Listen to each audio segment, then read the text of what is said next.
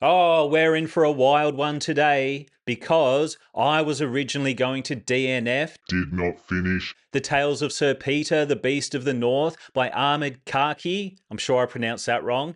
Anyway, the prose is so full of errors and clunky writing that I decided to abandon the story after a couple of chapters. But after speaking to the author, who I know from the Indie Fantasy Club Discord server, I changed my mind. Why? Well, partly because there's a little bit more to the editing story than meets the eye, which I will discuss in the writing portion of the review. And also, I wanted to find out if there is a great story beneath the questionable writing. Now, the question is, did I make the right decision? No writing advice!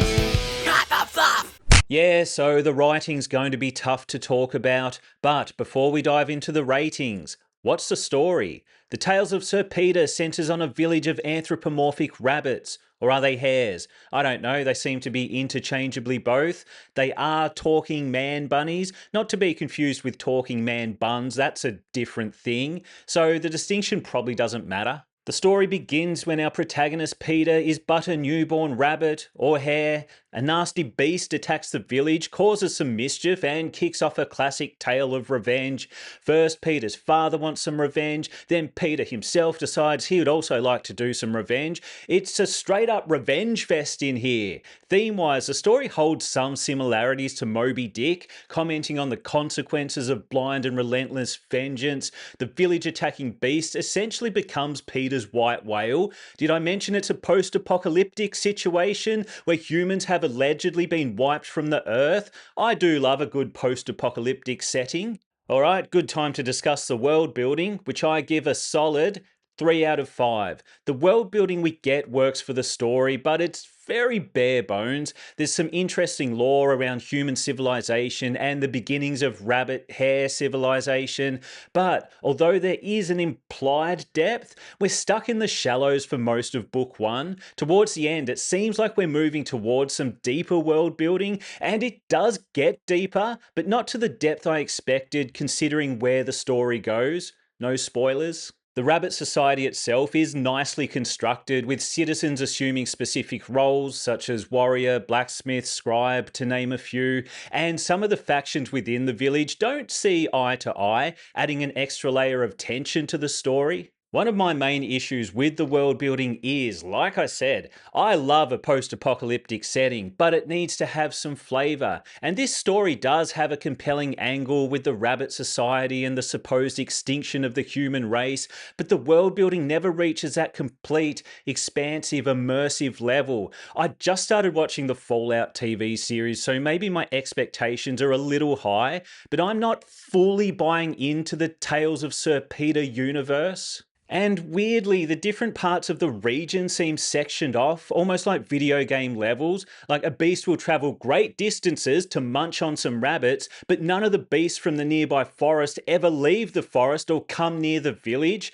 When a group does finally venture into the trees, they see a bunch of what I assume are common creatures like insects for the first time in their lives. I can't help picture the layout of the world like an old school Mario map. Here's Rabbit Village Land, here's Tree Land, here's Wasteland Land, here's Extinct Human Civilization Land.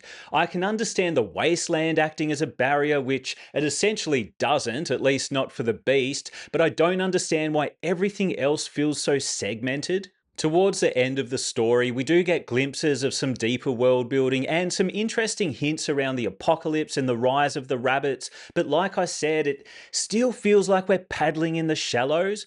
One quick final world building point. No one's calling anyone Sir anything until Peter becomes Sir Peter. Is it not a title until that point? Suddenly, everyone's getting Sir'd. It's fairly deep into the story when characters start dishing out the coveted Sirs. It's a minor point, but I found that funny. Oh, what about the characters? I will say, character wise, Peter does a lot of the heavy lifting, and due to his efforts, I give characters a strong 3.5 out of 5. The characters are they're good. Peter has strong motivations, even if he's understandably single minded. It's the white whale effect, and it makes sense for the character. He also shows us early he's willing to do whatever it takes to achieve his goals. There are several strong character moments early on that build Peter up to his conclusion. He does face several character defining moments throughout the narrative, and he develops in a believable way if you can accept his single minded nature. We also see Peter struggle throughout the story, as characters should. He's not the instantly competent protagonist who can do no wrong, can never fail. He has to work for his accomplishments, and he often needs to lean into his craftiness to overcome obstacles and outsmart his enemies. Peter's demonstrated resourcefulness, relative competence, and determination are all showcased in the final act. The character Try again. The character gets a big moment in the story, and he's faced with a tough decision, a moral dilemma of sorts, and his overall character arc rounds off nicely. Peter alone is a great character. It's the rest of the cast that drags the rating down. So, there are some compelling and realistic secondary characters in the older rabbits. Some are on Peter's side, some aren't, and the ones who aren't, like the bishop in the story, are a nice source of conflict, which is needed in the middle of the story. Technically, our antagonist is the beast, and a wild beast, in my opinion, isn't a particularly interesting baddie. With this in mind, I would have liked to have seen the bishop become a stronger character and secondary antagonist to account for the shortcomings of the beast character. The bishop does partly assume that role. He's a bit of a crafty meddler, but we don't see the fruits of the character's meddling in book one or explore the character too deeply, which is, I guess, partly a storytelling issue. I will get to that soon. My biggest character issue is Peter's friend group. They're a major part of the story, at least towards the end, but these characters feel flat in comparison to others. We know Peter's backstory, so his motivations make sense, but his immediate friend group feels more like props of the plot than deep characters. Part of the problem is these characters are missing for a lot of the story, then they're all just thrust upon us again at the end. So, yeah, a little too flat, a little too convenient as plot props. That's a tongue twister. That brings us to storytelling, which, now, this is a tough one.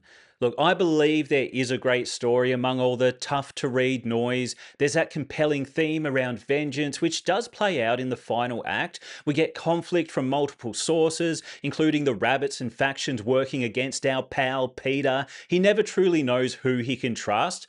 Overall, the plot's well paced. It never feels like it's getting bogged down, even in the training portion of the story. Some authors tend to drag out the training portion of the story when it's generally not that interesting, or at least not worthy of an epic amount of page time.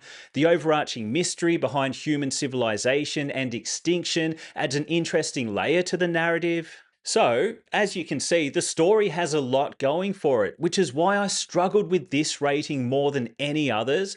After a lot of agonising and analysing my notes, yes, I do have rigorous notes for every element of the rating system for the first time ever, but the praise and critiques essentially balance each other out, which is why I'm giving storytelling a satisfactory 3 out of 5. I almost could have given it a 3.5, but I'm coming down hard on endings, and there's a reason for that. The Tales of Sir Peter is another novel that feels incomplete. I feel like I need to put a lot of weight into the ending element of the storytelling rating, more so than the opening, more so than the midpoint, because if the ending doesn't deliver, it's too late for readers to abandon ship. They're already at their destination. There's no going back. With that said, The Tales of Sir Peter does deliver a lot with the ending. The central conflict is resolved. Peter's a very active protagonist in the final act, and he does face a tough decision. And we do get some hints regarding the wider world building picture, but the story cuts off before the big so what scene or sequence. What are the consequences of the character's discoveries, of Peter's decision, of anything that happened in those final moments? The story essentially cuts off before the final step of the hero's journey, the return. In this story, it seems like that's where the big revelations would take place and the pieces would all come together. By cutting off that final step, we're missing a whole bunch of potential payoffs. And from a storytelling perspective, expected payoffs. Now, I do know why the story cuts off where it does. Ahmed mentioned to me what he's doing with book two, so in that context, it does make sense. But the problem is, readers expect a complete story package in book one, and many authors aren't delivering. In my experience, and this comes up in developmental editing, some authors are so focused on the big picture, the wider series, they aren't putting everything they should into book one. And that's a problem because the first book is the one that will either draw readers into your series or not. You can't afford to hold back too much. Anyway, every other step of the storytelling structure, it pretty much does follow the hero's journey, is done well, or is included. But there are several other plot related issues that bring down the score for me. There are some convenient moments that feel forced to push the plot in a certain direction. It's hard to talk about plot points without dropping spoilers, but all right, let's just say minor spoiler. Peter's childhood friends all ending up together towards the end feels too convenient. Yes, you can make it make sense, and the book is marketed as young adult, which means you can get away with a little more simplicity. I mean, too much complexity would actually be a problem, but in many places and in many cases, especially around some of the bigger moments, the plot feels more forced than natural. And yeah, not seeing the overarching consequences of the final events lessens their impact. It's like if in Moby Dick we see Captain Ahab's relentless pursuit of vengeance, but don't see the major consequences of his actions. Anyway, oh no, here we go. It's time to discuss the writing.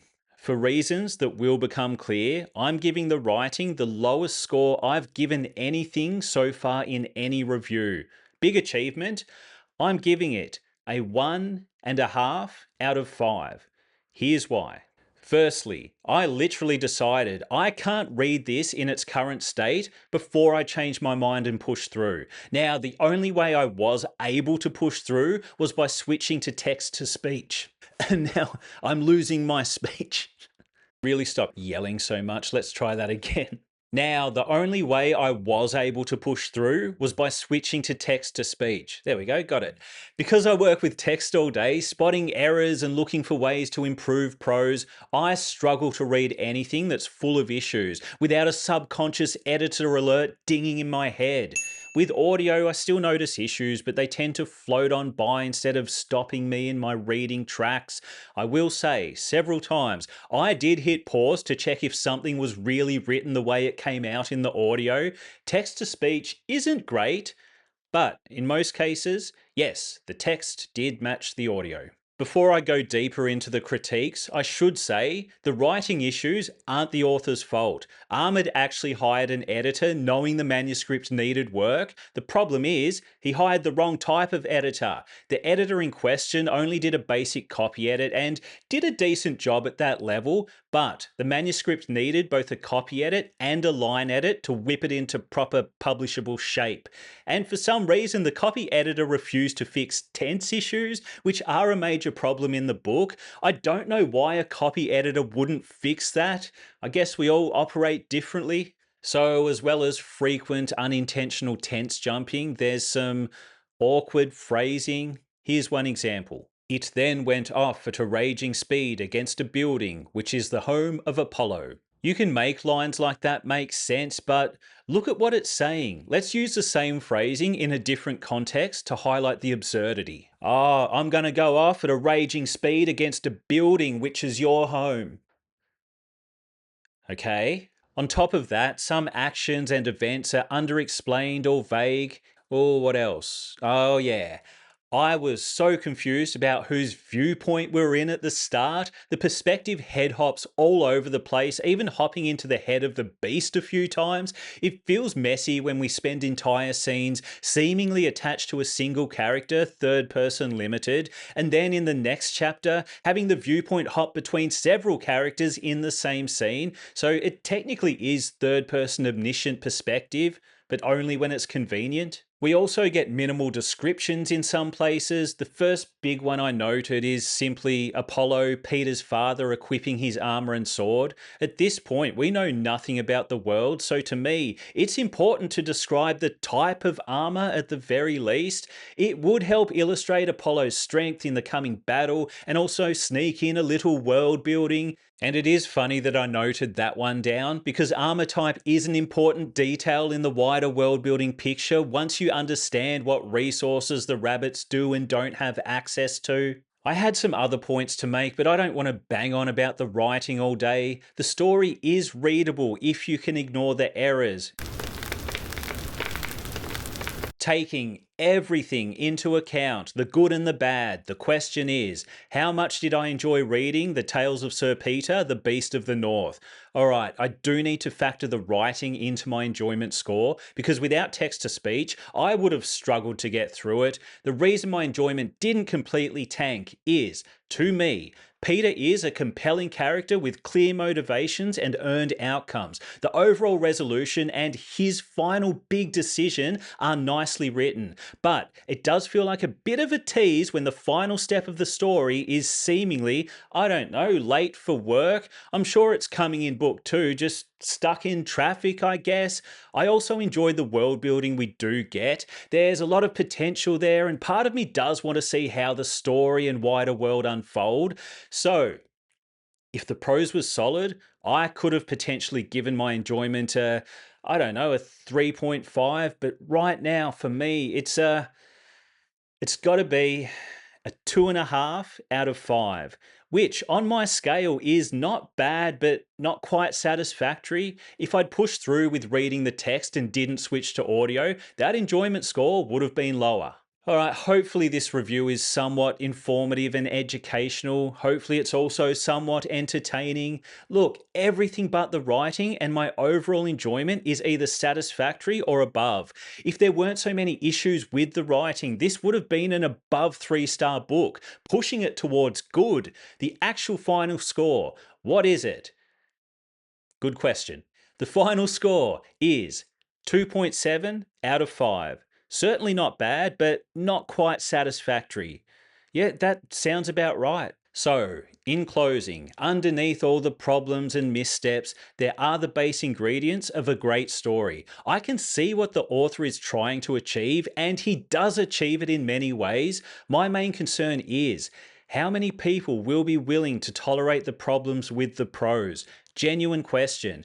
I know I'm overly sensitive to editing issues, but to some readers, they may be more tolerable. Oh, do you know what's way more tolerable? The sweet trailer Ahmed got professionally made to accompany the book. Get onto that.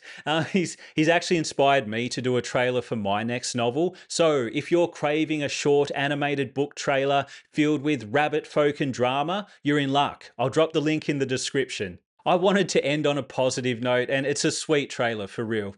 I just realized I forgot to turn on my light. I'm so busy at the moment, I'm just squeezing things in where I can. There we go. Got there in the end. If you enjoyed this video, hit subscribe. If you didn't enjoy this video, hit subscribe anyway and hate watch my content. That's always fun.